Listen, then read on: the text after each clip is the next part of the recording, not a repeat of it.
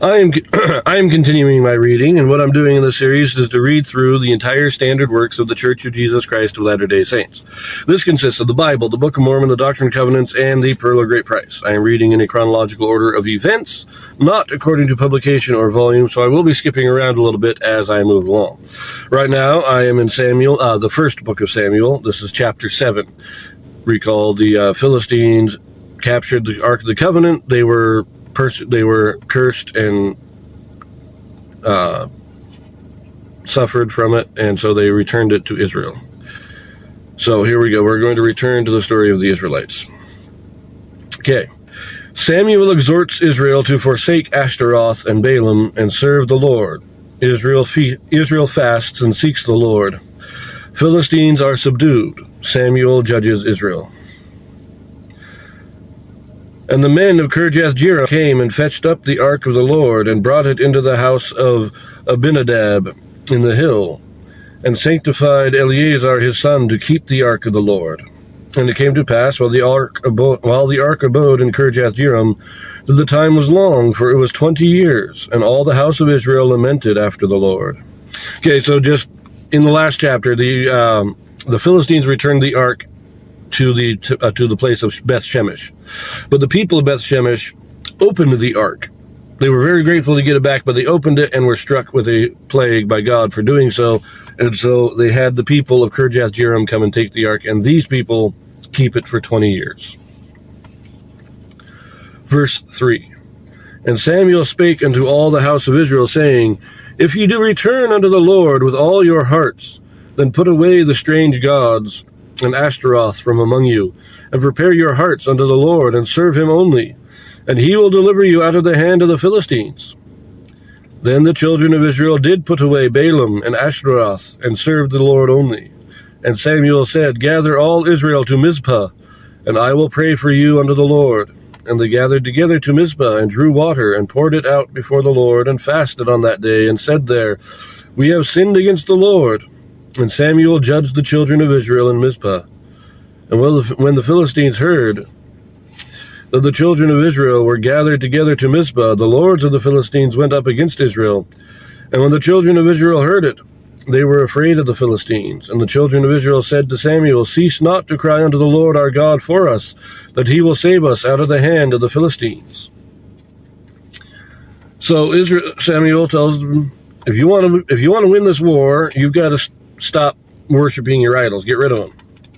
Now, I mentioned only two specifically, Ashtaroth and Baalim, or Baal. But it does say strange gods. So there were likely other lesser gods that were also being worshipped that they also had idols of.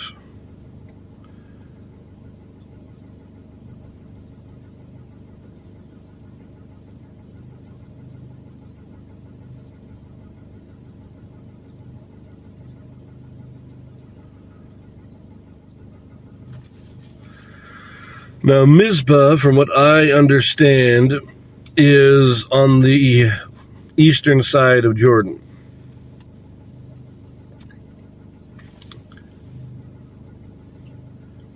In the area given to the tribe of Gad, which is north of the Dead Sea, but east of Jordan.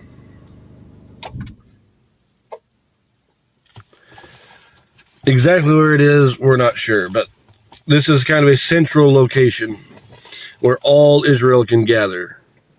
And they bring all their armies down. They fast for the day. Samuel's praying for them. But the Philistines see that their armies are gathered, and they march out to battle. And I like that. They say, don't stop praying for us, and we'll go fight them. They get scared, but they're willing to go fight as long as Samuel keeps praying. So, verse 9. And Samuel took a sucking lamb and offered it for a burnt offering holy unto the Lord. And Samuel cried unto the Lord for Israel, and the Lord heard him. And as Samuel was offering up the burnt offering, the Philistines drew near to battle against Israel. But the Lord thundered with a great thunder on that day upon the Philistines, and discomfited them, and they were smitten before Israel. And the men of Israel went out of Mizpah, and pursued the Philistines, and smote them until they came unto Beth-kar. Then Samuel took a stone, and set it between Mizpah and Shen, and called the name of it Ebenezer, saying, Hitherto hath the Lord helped us. Ebenezer means stone of help. Now, this is the third time we've heard the name Ebenezer, but it is the first time that we are told why or where it is. Now, it's not really, we don't know exactly where it is, but it is in a more central location. It's between Mizpah and Shen. We don't really, Mizpah's on the east. I got no clue where Shen is, but it's probably around Jordan as well. Might be on the east, on the west side of Jordan. And so Ebenezer is on the shore of the Jordan River. Is in this kind of area in a centralized location. Anyways, verse 13. And the Philistines were subdued, and they came no more into the coast of Israel. And the hand of the Lord was against the Philistines all the days of Samuel. And the cities which the Philistines had taken from Israel were restored to Israel, from Ekron even unto Gath. And the coasts thereof did Israel deliver out of the hands of the Philistines.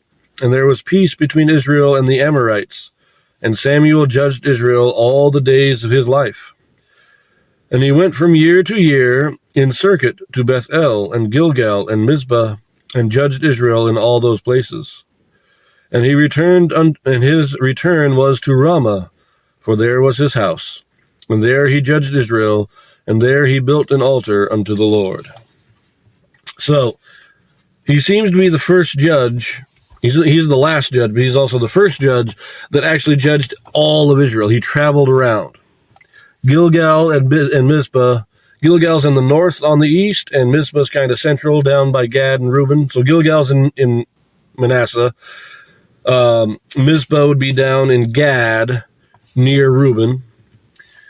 Bethel is somewhat north. It's not way north, but it's in, I believe it's still in Manasseh on the west. And so it would have been somewhat centralized for the northern half of the west, and then Ramah is in kind of the south. And so he did the circuit, 3 months in Mizpah, 3 months in Gilgal, 3 months in Bethel, and then 3 months in Ramah. You do the circuit and go through, and everybody could come during those months and be judged by Samuel.